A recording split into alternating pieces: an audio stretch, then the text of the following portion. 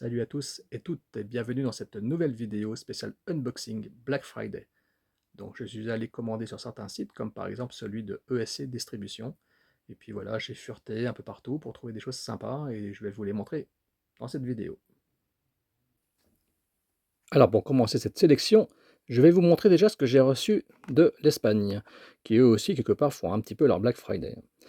Donc j'ai reçu d'abord ce film, alors évidemment les jaquettes sont en espagnol, il n'y a pas forcément de bonus, par contre il faut savoir quand même une chose, c'est que maintenant ils mettent les sous-titres français et des versions françaises sur les Blu-ray.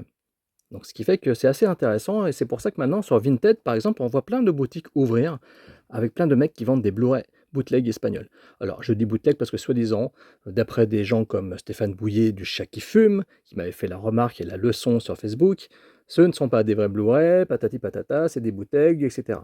Bon, il paraît que, d'après ce que j'ai compris, auprès de certains consommateurs, les masters utilisés par les Espagnols sont quand même de bien bonne qualité. Donc il n'y a pas vraiment lieu de dire c'est des bootlegs, etc. C'est pas vraiment exact de dire cela. Alors, j'ai pris Un baiser avant de mourir, j'ai le poster du film, je le connaissais de réputation, et donc voilà, ça m'a fait plaisir de voir enfin ce film avec Matt Dillon et Sean Young.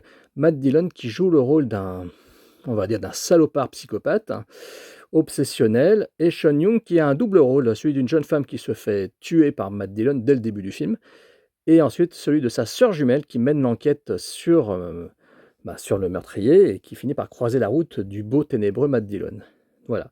Un baiser avant de mourir de James Dearden, qui est donc un film en fait très Hitchcockien, si on peut dire, hein. Très Hitchcockien. Il y a beaucoup de références, notamment évidemment à Vertigo, Sueur froide de Alfred Hitchcock. Là, vous remarquerez, hein, il n'y a pas de bonus, par contre, voilà. On voit qu'il y a quand même la piste française et des sous-titres français. Ensuite, j'ai pris Toy Soldiers de Daniel Petrie Jr. Il s'agit en fait de l'école des héros. Un film dont j'ai aussi le poster. Bah oui, qu'est-ce que je n'ai pas comme poster en fait? Enfin, si, il y en a plein que j'ai pas et je vous le dis à chaque fois dans mes vidéos. Mais voilà, là c'est l'école des héros. C'est un film qui est plutôt fort sympathique. Voilà, c'est des jeunes, c'est des cancres. D'un coup, leur lycée est attaqué. C'est un peu comme dans l'Aube rouge, mais en plus cinéma bis, hein. Il n'y a pas de gros acteurs hyper connus, à part Louis Gossett Jr., Sean Astin, et de mémoire, je crois qu'il y a Will Wheaton dedans aussi. Voilà, effectivement, on peut le voir. On peut le voir, Will Wheaton. Il y a même Andrew Divoff, le Wishmaster lui-même, Early Hermé, Denom Elliott. Voilà, c'est un film en fait plutôt sympathique. D'ailleurs, là on reconnaît le visuel original américain. C'est aussi d'ailleurs le visuel de l'affiche française. Mais voilà, ils ne l'ont pas utilisé pour leur jaquette vidéo, ce qui est dommage d'ailleurs. Je trouve que ça aurait été cool qu'ils l'utilisent, mais bon, ce n'est pas le cas, c'est pas grave. Donc voilà, Toy Soldiers, c'est un film, je l'ai vu qu'une fois. C'est un film en fait pour lequel j'avais beaucoup de grands espoirs. C'est un film un peu mineur, c'est une petite série B, mais ça reste quand même sympa, de mémoire, ça reste sympa. Là, je vais prendre plaisir de le revoir parce que voilà, ça fait longtemps que je ne l'ai pas vu. C'est juste que je sais que c'était pas à la hauteur de mes espérances quand j'ai pu mettre les yeux dessus pour la première fois. Et enfin, le réjouissant Profession Profiler de Rennie Harlin, avec LL Cool J, Johnny Lee Miller, Christian Slater à la place de Samuel Jackson qui se fait bouffer par un requin, sauf que là, Christian Slater, il y arrive autre chose de tout aussi fandard. Mindhunters, donc un film sur des profilers qui vont faire une sorte de petite session bien sympathique, sauf que pendant leur week-end de sortie entre eux, ben, il se trouve qu'il y a un tueur en série qui s'est mêlé au groupe. Et donc le film devient vite un formidable jeu de piste de chat et de la souris, très drôle, très fun, avec beaucoup de mise à mort assez connes. Et c'est un film réjouissant en fait, hein. Je pense qu'on est tous nombreux à beaucoup aimer ce film, hein. C'est du Rémi Harlin pur. Je crois même qu'il y a peut-être une explosion dedans, il faudra que je le revoie, donc ça va me faire plaisir de le voir enfin en haute définition. Donc voilà, vous voyez qu'il y a effectivement là aussi la piste française et les sous-titres français. Donc voilà, après c'est dépourvu de bonus évidemment, hein, ce sont des éditions simples, mais je ne veux pas me plaindre. Et comme à chaque fois pour chacune des 3 éditions, il y a la jaquette réversible, mais en fait ça change pas grand-chose en fait, c'est juste que le lettrage, enfin le titre change en fait, voilà, ça reste en espagnol, mais je crois qu'il y a une différence au niveau des titres. Alors je ne sais plus quelle est la raison, est-ce que c'est une histoire de région et tout en Espagne, mais voilà, certains sauront mieux que moi l'expliquer, je n'ai pas fait espagnol en seconde langue.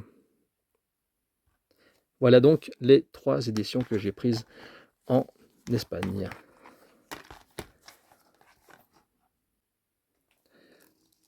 Ensuite, dans une petite promotion de Blu-ray 4K pour 30 €, j'ai pris Beetlejuice de Tim Burton, donc la suite du Beetlejuice cultissime des années 80, et Mickey 17 de Bong Joon-ho, que je n'ai toujours pas vu. Voilà, ça c'est sur les conseils de mon pote Floydus de Podsac, donc c'est pour ça que je l'ai pris, parce qu'il m'en a dit beaucoup de bien lors d'un enregistrement d'émission de notre podcast culte Podsac, et donc c'est pour ça que j'ai pris ces deux éditions-là. Alors je vais vite les ouvrir.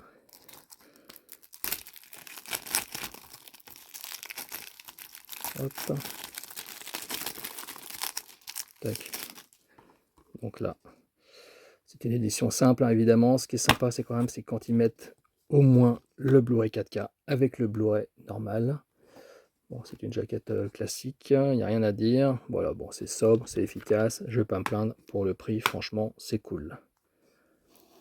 Alors, pour Mickey 17, par contre, a priori, il n'y a que seulement le Blu-ray 4K à l'intérieur. Il faut dire que le film est tout récemment sorti, donc le fait de l'avoir trouvé dans cette promo, c'est quand même cool déjà. Je vais pas râler. Parce que de mémoire, le film vient de sortir. Alors, je ne l'ai pas encore vu, comme je vous l'ai dit, ça va être une découverte pour moi. Je sais que le réalisateur a assez fan, hein, avec Parasite et plein d'autres films. Voilà, donc c'est un Blu-ray 4K, effectivement, tout seul. Voilà. Et bien écoutez, ça va être pour moi l'occasion de découvrir ces deux films, enfin, de découvrir Mickey 17 et de revoir et de réapprécier le Beetlejuice.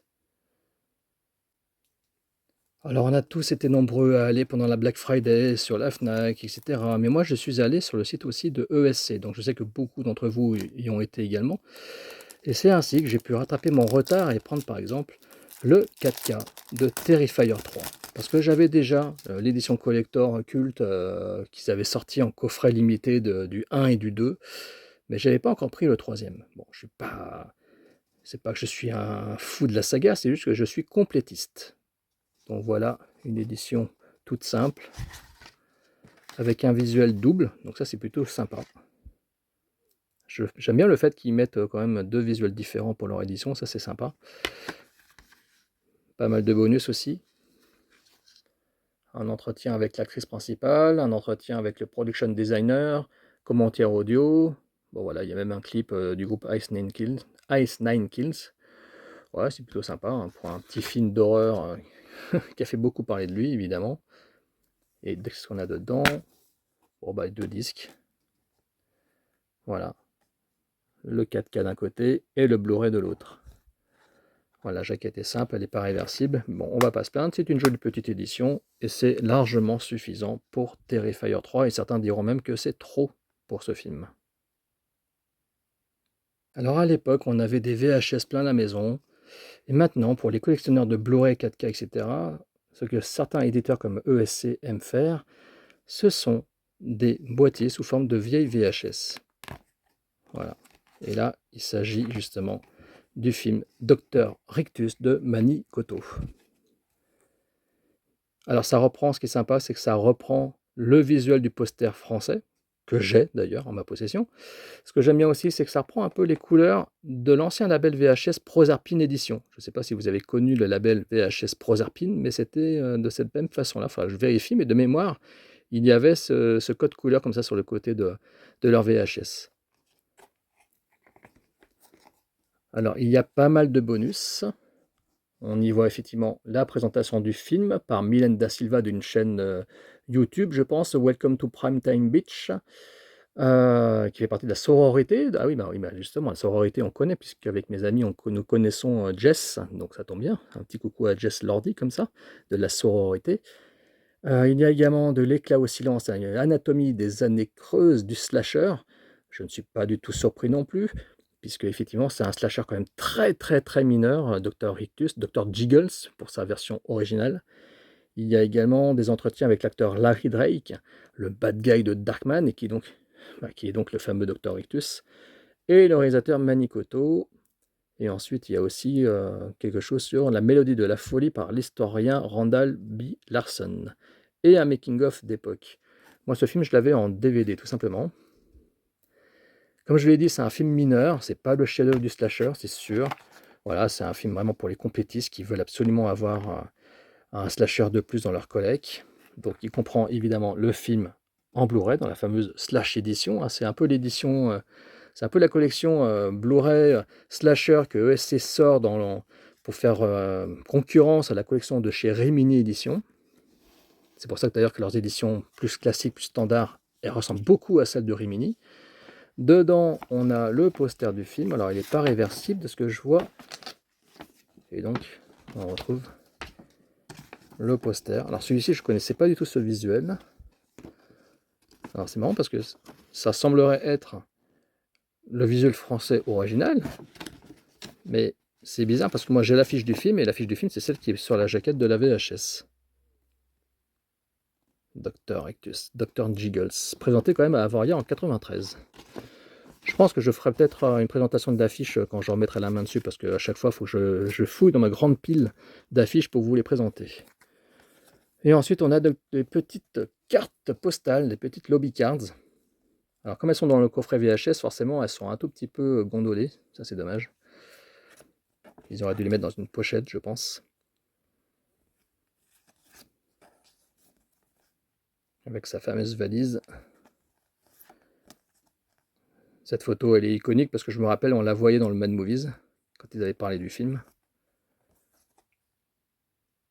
Alors, il me semble que c'est l'héroïne, il faudra que je le revoie le film. Ça va me faire plaisir de le revoir, remarquez. Je vais peut-être lui donner sa chance à ce bon vieux Dr. Jiggles. Donc voilà, c'était la présentation du Dr. Ictus sorti chez ESC Éditions. Ensuite, toujours chez ESC, dans le cadre de la Black Friday, voici leur édition de Grave Encounters 1 et 2.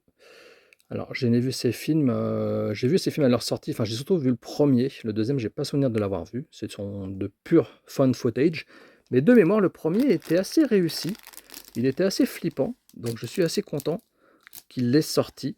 Je sais que beaucoup détestent les fun footage, je suis pas non plus un gros amateur de ce genre, mais des fois il y a des choses qui passent bien. Donc on découvre que a priori il y a pas mal de bonus, making of d'époque, behind the scenes en version originale uniquement, il n'y a pas les sous-titres a priori.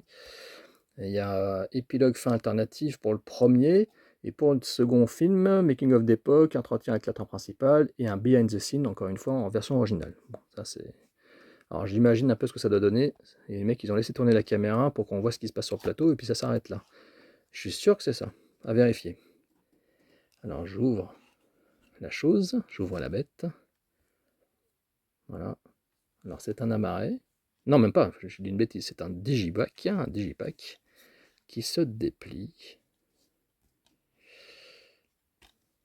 Ouais, c'est assez stylé, c'est assez joli, c'est assez sympa, j'aime bien.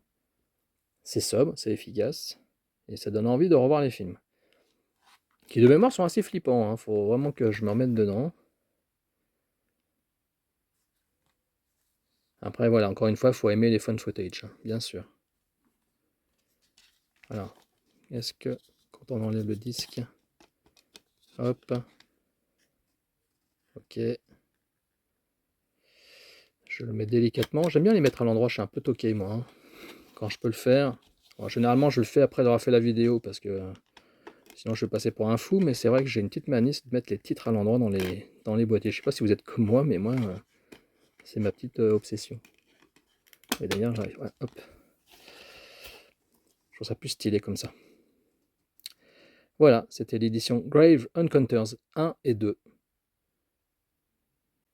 Ensuite, dans leur collection slash édition, donc collection quand même plus traditionnelle, on va dire, nous avons Intruder de Scott Spiegel, le regretté Scott Spiegel, avec Sam Raimi dans un des rôles secondaires. Alors, ce qui est marrant parce qu'ils le mettent alors qu'il fait juste qu'un second rôle, hein. Mais bon, peu importe. Il y a apparemment un livret de 24 pages de Mark Toulek, c'est indiqué dessus. Intruder qui est un slasher classique, plutôt gore, notamment pour cette fameuse scène avec la scie, une scie sauteuse qui tranche un visage en gros plan. C'est vrai que c'est assez crade et c'est assez gore, c'est assez bien foutu. Il y a pas mal de bonus de ce que je vois. Une introduction du film par Marie Casabonne, évidemment, qui est de Univers Ciné. On a aussi le commentaire audio du réalisateur. Mais, encore une fois, ils se foutent de nous. Il n'y a pas de sous-titres. C'est que la VO. Ouais, bah écoutez les gars, pas top quoi. Aux origines du slasher, toujours avec Marie Casabonne, qui d'ailleurs a écrit un bouquin avec avec les amis Claude Gaillard et Guillaume le disait, sur le slasher, si je ne m'abuse, qui était en dédicace au salon de la vidéo de Houdan. Et ensuite nous avons des séquences de meurtres alternatives, audition des acteurs, galerie de photos et une bande-annonce. Alors, que donne cette édition à l'intérieur? Alors, déjà, c'est cool. Alors, il y a le visuel, oui, je connais ce visuel-là, effectivement. Il est assez barré, il est assez fou, faut le reconnaître. Bon, je préfère quand même le visuel qu'ils ont choisi pour le carton, c'est quand même plus joli, mais c'est cool. De l'autre côté, c'est la même chose que sur le carton.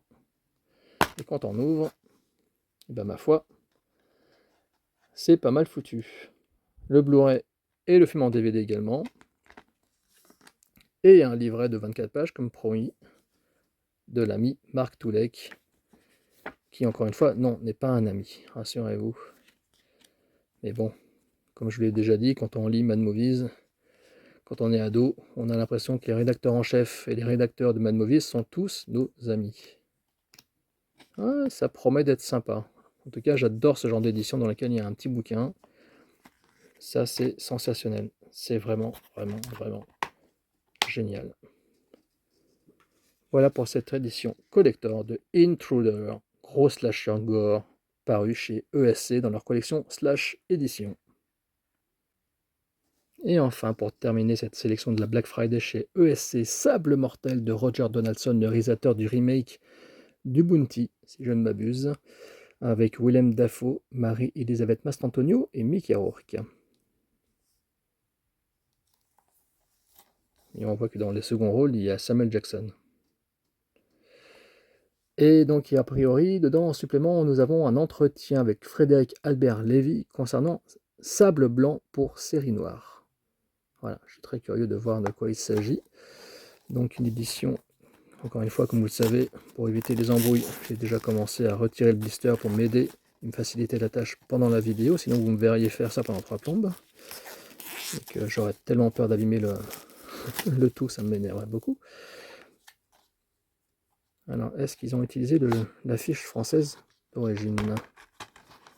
Non, c'est le même visuel. Ils se sont pas trop foulés. Mais je crois que ces éditions-là, c'est toujours pareil. De toute façon, ils font toujours comme ça. Voilà. Dommage, ils devraient faire des jaquettes réversibles, ce serait plus cool.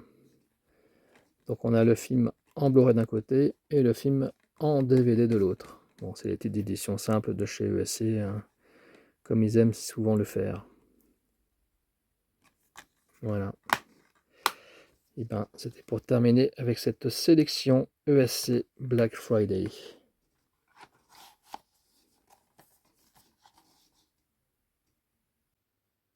Voilà, alors j'espère que cette vidéo vous a plu.